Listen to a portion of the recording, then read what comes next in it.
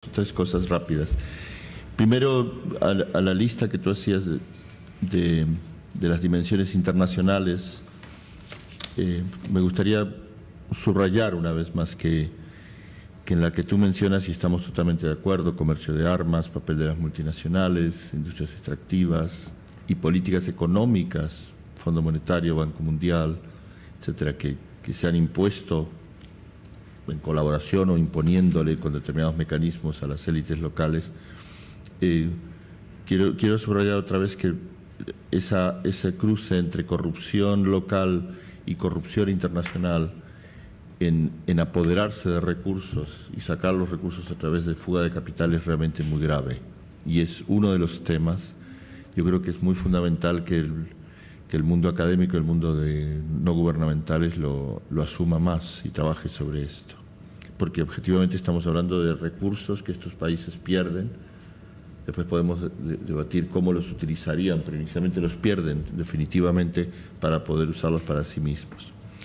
La segunda cuestión estoy de acuerdo con lo que planteas, que digamos la construcción del Estado postcolonial, hasta donde yo conozco el tema y no soy un especialista en África, hizo una construcción del Estado en muchos estados africanos muy interesante, en la medida en que tuvo que integrar en unos estados que muchas veces tenían múltiples identidades. Lo que hicieron fue una especie de construcción del Estado en el que el Estado daba recursos a cambio, digamos, de una cierta estabilidad interna con los diferentes grupos de identidad. Esto estalló literalmente, precisamente con la acción, digamos, con todo lo que fue el endeudamiento de estos estados, la corrupción interna, pero los planes de todo lo que se llama el consenso de Washington. En el momento en que se impone desde fuera, tengan menos Estado, se produce la crisis.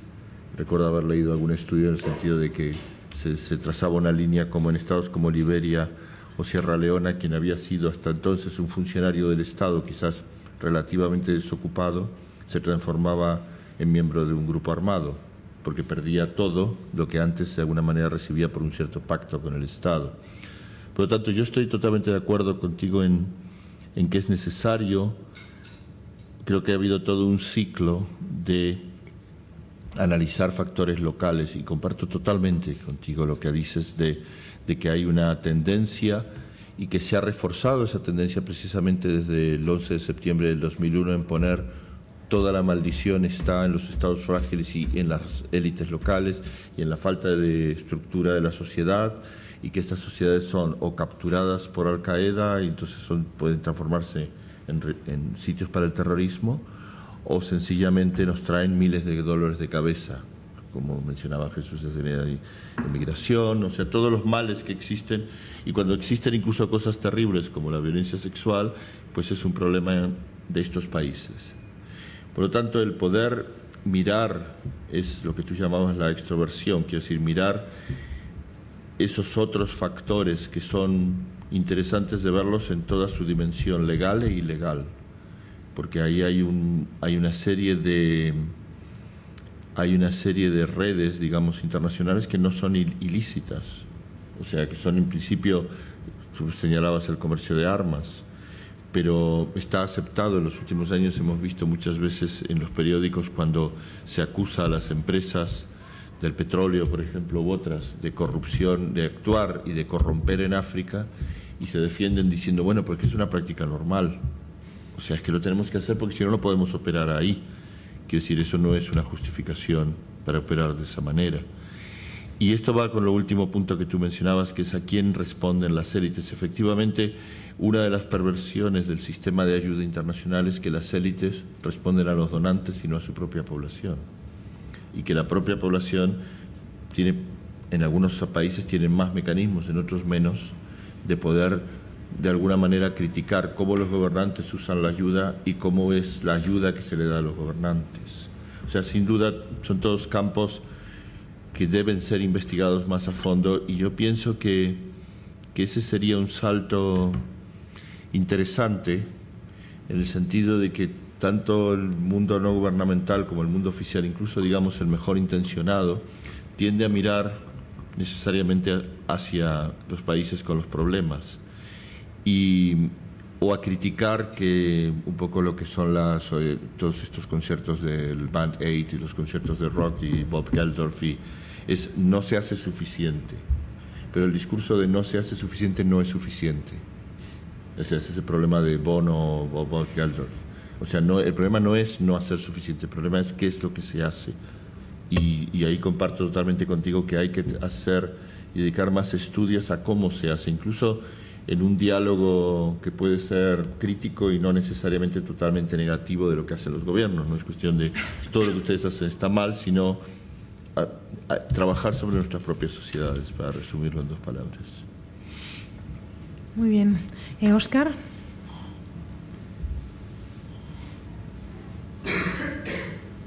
Bueno, yo comentar sobre todo algunas cosas que Mariano lanzaba en las preguntas finales, ¿no? Y que me han parecido muy sugerentes. Quizás son reflexiones demasiado académicas, a lo mejor no aportan nada al debate, pero un poco que a raíz de las preguntas que hacías, ¿no? Yo creo, o al menos es la sensación de que estamos, como bien has descrito un poco en el estado de la cuestión sobre la paz liberal, en un momento, quizá en un punto de inflexión respecto a un cuerpo teórico crítico que está, aunque muy minoritario, tratando de cuestionar el paradigma dominante durante los últimos 20 años, ¿no? Y podríamos decir, ¿esto sirve de algo o no sirve de algo? Yo diría, personalmente sí que creo que sirve de algo por 4 elementos que creo importantes, ¿no? Y aquí los hemos debatido estos días, ¿no? y surgen, ¿no?, muchos dilemas, pero yo diría un primero, porque creo que por primera vez en muchos años estamos volviendo a hablar de política cuando hablamos de construcción de paz. Yo creo que ha habido una deriva excesivamente tecnicista a la hora de plantear la construcción de paz como un compendio de reformas que se habían de implementar, en este caso en estados y en países africanos, y que debían llevar de forma lineal del conflicto, de la guerra, de la violencia a la paz, ¿no? Y eso se está viendo que no es así, ¿no? Y que de alguna manera detrás de todos esos, de ese proyecto de la paz liberal, existen ideologías, existen proyectos, agendas particulares, y que por lo tanto, como Jesús también decía, ¿no?, hay cuestiones más de fondo que hasta ahora o estaban más difusas o no habían salido a flote, ¿no? Otra cosa que ya habéis comentado, ¿no?, se ha acabado con la localitis, ¿no?, con esa idea de enfatizar una y otra vez la idea endógena de todo lo malo y de todo lo que sucede, ¿no? Y por lo tanto ese paradigma más local-global, con todo lo que supone en términos de reto de estudiar esa transnacionalidad de los conflictos, de la construcción de paz, es interesante. Por otra parte, ayer lo hablábamos cuando veíamos el caso de Sierra Leona. Está ayudando a desvelar contradicciones, ¿no? Contradicciones del tipo, cuando estamos hablando de construcción de paz, hoy existe cierto consenso en que lo que estamos presenciando es una secularización del desarrollo, ¿no? Estamos hablando de construcción de paz, pero en el fondo estamos hablando muchas veces en África de reforma de los ejércitos o de reforma de la policía, y a eso le llamamos construcción de paz, es donde se pone el principal énfasis. Además, como veíamos ayer en el caso de Sierra Leona, con una cierta idea de que no hay plan B. Es decir, que una vez fracase o no la idea de, bueno, se ha conseguido una cierta estabilidad institucional, política, de seguridad, pero no hay un progreso en desarrollo socioeconómico porque los índices, en el caso de Sierra Leona, son peores, o ya si hablamos de desigualdad incluso, ¿no?, se han acrecentado en los últimos años. Eso, es decir, esa idea, ese axioma de que la seguridad va a llevar al desarrollo, bueno, estamos en un momento en que no sabemos si es cierto, pero yo me atrevo a decir que no está tan claro, ¿no? Y por lo tanto, de alguna manera ha servido para desvelar esa contradicción dentro del paradigma dominante que es el liberal realista, ¿no? De cómo de alguna manera se han abrazado 2 campos, 2 visiones que hace unos años quizá estaban más separadas, pero que quizá tras el 11 de septiembre caminan juntas, ¿no? Y finalmente un tema que me preocupa, ¿no?, que es que cuando se critica se considera que hay un intento de destrozarlo, de derribarlo todo, ¿no? Y entonces yo creo que de alguna manera eso lo que trata, ese discurso, es de deslegitimar también una voluntad de sacar a flote cosas que no funcionan, contradicciones, pero con la misma buena intención que quizá otros actores, ¿no? Y eso a mí me resulta preocupante, ¿no?, porque es como que hay miedo, existe miedo a criticar, a cuestionar determinados aspectos del paradigma dominante, ¿no? Además, en un momento histórico donde en los últimos 20 años no ha tenido rival, ¿no?, donde la idea del desarrollo la ha cooptado absolutamente todo, ¿no? Y ha habido un abrazo incluso cosmopolitista también de una visión ingenua, ¿no?, de cómo se tenía que intervenir en ese tipo de de contextos. Y ahí surge una de las preguntas del millón en este tipo de foros. Muy bien, y tú la planteabas. Nos lo hemos cargado todo, hemos criticado, etcétera. ¿Qué alternativa das o qué alternativa propones, ¿no? Y yo diría, por un lado, huyamos de cuando hablamos de alternativas, sí buscar alternativas, pero no caer en la trampa de la receta. Es decir, si una cosa estamos descubriendo en todo este debate crítico es que las recetas no funcionan. Y estos días también nos lo demostraban. Es decir, como el caso de Sierra Leona o Liberia, con todo el tema del sector de transporte, pues supone una alternativa también para todo el tema de la reintegración, que en este caso no era esperado, ¿no? Cuestiones, ¿no?, que se van visibilizando, pero huyamos de la idea de la receta, ¿no? ¿Cómo podemos salir de esa dinámica? Sería, de alguna manera, una pregunta. Y por otra parte, bueno, hay alternativas también, si lo que queremos es satisfacer un poco la conciencia en ese sentido, pues hay alternativas desde el ámbito global, como planteabas. Y yo no incido más, pero a mí el tema de la fuga de capitales me parece algo esencial. Es decir, una estrategia de la construcción de paz es muy descabellado que pueda incluir trabajar desde la fuga, desde cuestiones relacionadas con la fuga de capitales. No tiene nada que ver, tú lo planteabas desde, bueno, es la sociedad civil la que tiene que trabajar estos aspectos, no pertenece tanto al ámbito gubernamental, si no he entendido mal anteriormente. Bueno, otro tema sería la pesca ilegal, la deuda externa. Hay elementos que generan enormes contradicciones, ¿no?, dentro de las estrategias de construcción de paz. Y finalmente, no me alargo más, lo que planteabas, ¿no?, o lo que nos ha planteado Oliver Richmond, es, o lo que se está planteando, ¿no?, en muchos ámbitos académicos, vamos a abordar los espacios híbridos, ¿no?, como espacios donde realmente se están produciendo interacciones entre ese local y global, y la construcción de paz puede funcionar. Bueno, ahí hay un reto a nivel metodológico. ¿Cómo se investigan esos espacios híbridos?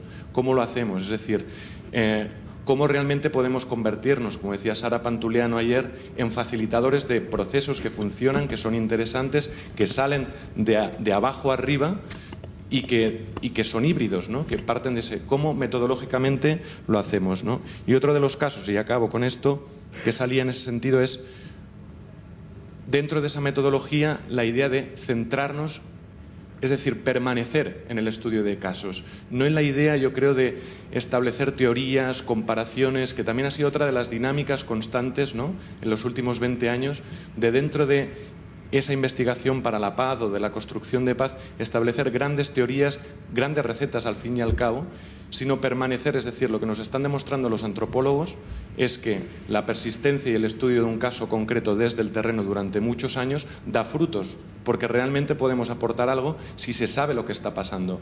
Pero si saltamos de un lugar a otro, intentamos establecer grandes comparaciones, seguramente pues la aportación va a poder ser menor e incluso perjudicial, ¿no? Gracias, Óscar.